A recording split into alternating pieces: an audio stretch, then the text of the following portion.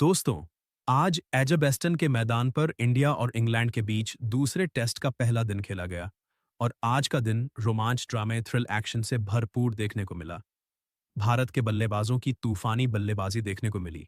तो ऐसे में आज हम आपको इस वीडियो में बताएंगे आज के दिन का पूरा रोमांचक हाइलाइट्स। तो ऐसे में आप इस वीडियो को अंत तक जरूर देखिएगा और अगर आप भी टीम इंडिया के फैन हैं, तो आप इस वीडियो को एक लाइक जरूर कर लीजिएगा। इस वीडियो का लाइक टारगेट एरदे एक हॉलद हो एंड बार्ट्स 1000 लाइक्स का है।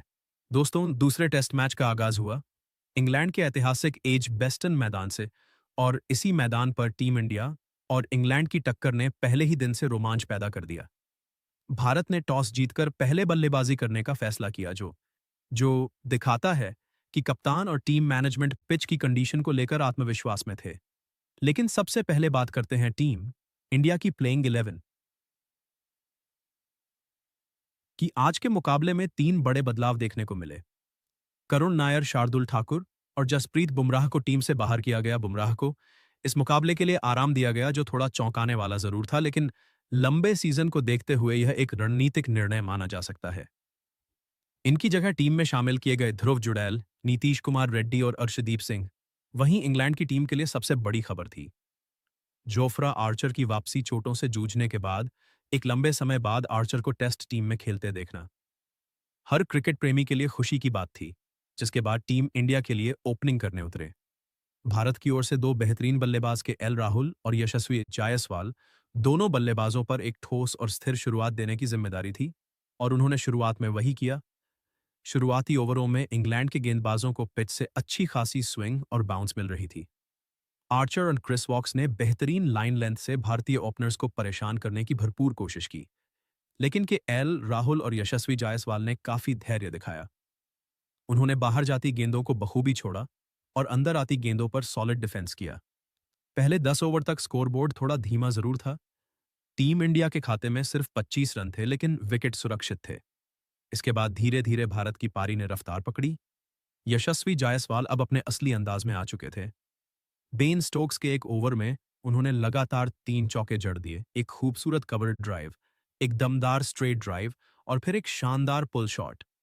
पूरे मैदान में भारतीय फैंस खुशी से झूम उठे कि एल राहुल भी पीछे नहीं रहे।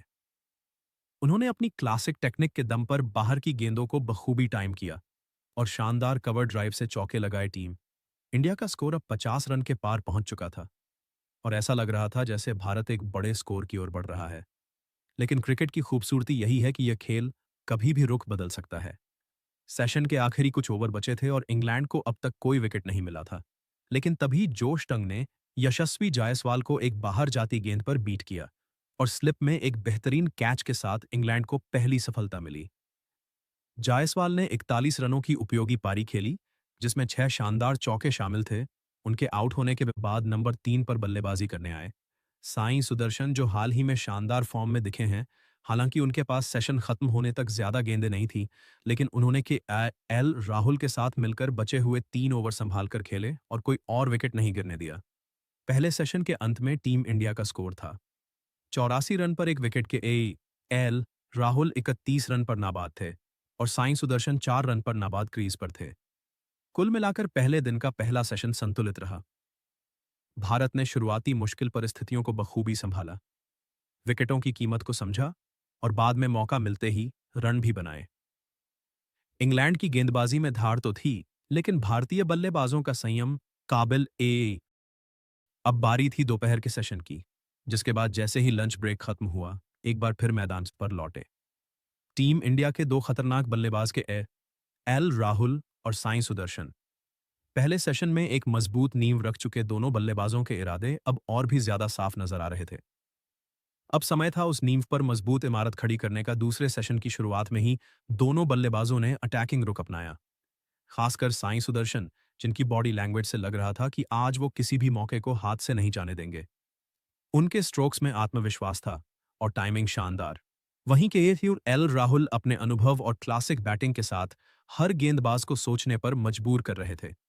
भारत का स्कोर जल्द ही 100 रन के पार पहुंच गया और अब दबाव शिफ्ट हो चुका था इंग्लैंड की ओर, क्योंकि पिच अब थोड़ी सूख चुकी थी और आसमान से निकलती धूप बल्लेबाजों के लिए अनुकूल माहौल बना रही थी। गेंद अब उतनी मूव नहीं कर रही थी जितनी पहले सेशन में कर रही थी कि एल राहुल ने जैसे ही यह महसूस किया, उन्होंने इंग्लैंड के स्पिनर सोहेब बशीर पर धावा बोल दिया।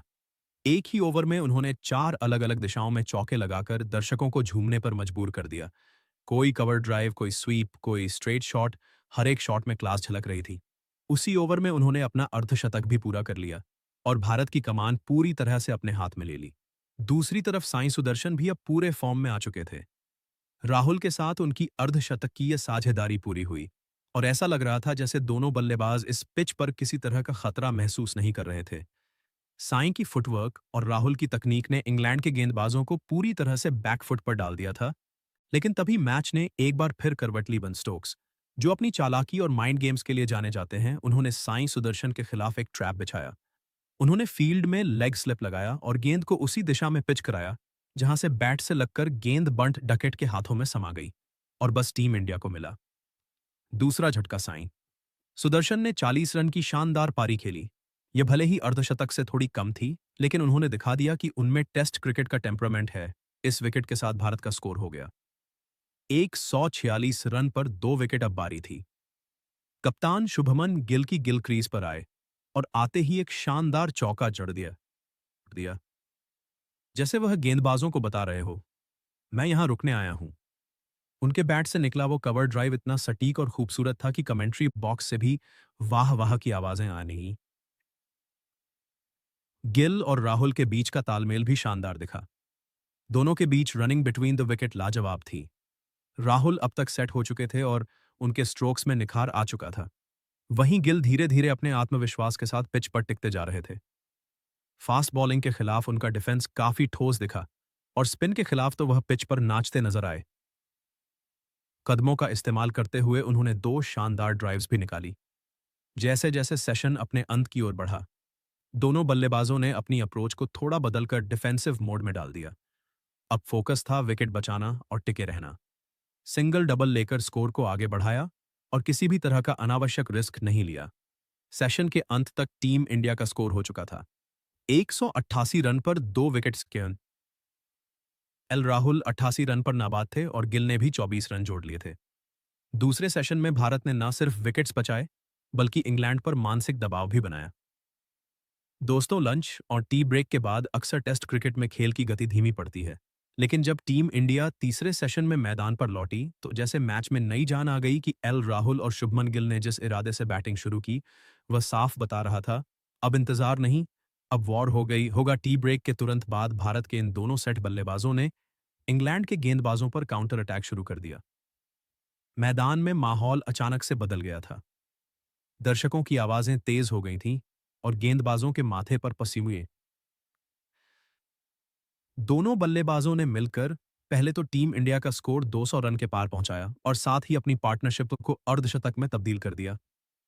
अब बारी थी इंग्लैंड के गेंदबाजों को तोड़ने की और शुभमन गिल ने जिम्मेदारी ली। उन्होंने टारगेट बनाया। युवा स्पिनर सोहेब बशीर को हर ओवर में या तो चौका या 2 रन कुछ ना कुछ तो निकल ही रहा था। दूसरी तरफ के एल राहुल अपनी क्लासिक अंदाज में टिके हुए थे, सिंगल डबल लेते हुए, और जैसे ही ढीली गेंद मिलती उसे बाउंड्री में तब्दील कर देते। तीसरे सेशन के पहले 10 ओवर में ही भारत ने लगभग 5 रन प्रति ओवर की दर से रन बटोरे, जो कि टेस्ट मैच के हिसाब से तेज रफ्तार मानी जाती है। जैसे ही रन गति तेज हुई, वैसे ही वह पल भी आ गया जिसका हर भारतीय फैन को इंतजार था कि एल राहुल का शतक। राहुल ने बड़ी ही शालीनता से एक शानदार कवर ड्राइव खेला और राहुल ने बल्ला हवा में उठाकर अपनी सेंचुरी पूरी की। स्टेडियम तालियों से गूंज उठा। ड्रेसिंग रूम में खड़े खिलाड़ी भी उन्हें सलाम कर रहे थे। यह राहुल की तरफ से टेस्ट क्रिकेट में एक और बेहतरीन पारी थी। संयम, क्लास और अटैकिंग माइंडसेट का परफेक्ट मिश्रण। लेकिन राहुल के शतक के ठीक अगले ही ओवर में शुभमन गिल ने भी कमाल कर दिया। उन्होंने एक शानदार बैकफुट पंच लगाकर अपना अर्धशतक पूरा किया। दर्शकों की तालियों ने एक बार फिर माहौल में रोमांच भर दिया। अब स्कोर 250 रन के पार जा चुका था और इंग्लैंड के गेंदबाजों के पास कोई जवाब नहीं था। भारत की पकड़ मैच पर मजबूत हो रही थी, लेकिन क्रिकेट में एक पल सब कुछ बदल सकता है। इंग्लैंड को विकेट की दरकार थी और एक बार फिर कप्तान बन स्ट्रोक्स ने टीम को वह सफलता दिलाई। स्ट्रोक्स ने राहुल को फंसाया। एक शॉर्ट बॉल ट्रैप में राहुल बड़े शॉट की कोशिश में गेंद को डीप में मार बैठे, लेकिन बाउंड्री पर खड़े फील्डर ने बेहतरीन कैच पकड़ लिया और इस तरह 1109 रन की शानदार पारी के बाद राहुल को पवेलियन लौटना पड़ा। इस पारी में उन्होंने 15 चौके और एक शानदार लगाया। अब बल्लेबाजी करने आए। टीम इंडिया के उपकप्तान और फैंस के चहेते आर्षभुप पंत ने आते ही अपने इरादे साफ कर दिए। शुरुआती 2-3 गेंदों पर भले ही उन्होंने वक्त लिया, लेकिन फिर उन्होंने वही किया जिसके लिए वह जाने जाते हैं, आक्रामक बैटिंग शोएब। बशीर के ओवर में उन्होंने 2 और एक चौका जड़ दिया। मैदान में सन्नाटा पसर गया। फिर गूंज उठी। तालियों की आवाज और पंत के नारे। अब गिल और पंत दोनों क्रीज पर थे। एक तरफ तकनीक और संतुलन का प्रतीक शुभमन गिल और दूसरी तरफ तूफान की तरह बरसते हुए पंत। दोनों ने मिलकर टीम इंडिया के स्कोर को 300 रन के पार पहुंचा दिया। इंग्लैंड के गेंदबाज थके हुए और हताश नजर आ रहे थे। कप्तान बेन स्टोक्स हर दिशा से गेंदबाज बदल रहे थे, फील्डिंग में फेरबदल कर रहे थे, लेकिन भारतीय बल्लेबाजों को रोकना मुश्किल हो रहा था। शुभमन गिल ने भी अब संभलकर लेकिन प्रभावी खेल जारी रखा। खराब गेंद मिलने पर वह पीछे नहीं हटे और चौकों से दर्शकों का मनोरंजन करते रहे। वहीं पंत का अंदाज तो जैसे मैदान को झुलसा रहा था। उनकी बैटिंग देखकर एक बार को लगने लगा कि यह टेस्ट मैच नहीं बल्कि T20 मुकाबला हो। दिन का खेल अपने अंतिम पड़ाव पर था, लेकिन पंत ने अपनी आक्रामकता कम नहीं की। उनका बल्ला लगातार रन उगल रहा था। दूसरी ओर गिल का संयम भी देखने लायक था और जब स्टंप्स की घड़ी आई तब टीम इंडिया के स्कोर बोर्ड पर चमक रहे थे। 331 रन 3 विकेट के नुकसान पर केएल राहुल के आउट होने के बाद जो मंच तैयार हुआ था उसे पंत और गिल ने बखूबी संभाला। इस वक्त शुभमन गिल 74 रन पर नाबाद हैं, जबकि ऋषभ पंत 42 रन बनाकर क्रीज पर डटे हुए हैं। तो दोस्तों, अब सबसे बड़ा सवाल यह है कि क्या भारत यहां से 500 तक का स्कोर खड़ा कर सकता है? क्या पंत बनाएंगे शतक? क्या गिल अपनी कप्तानी पारी को 3 अंकों में बदलेंगे?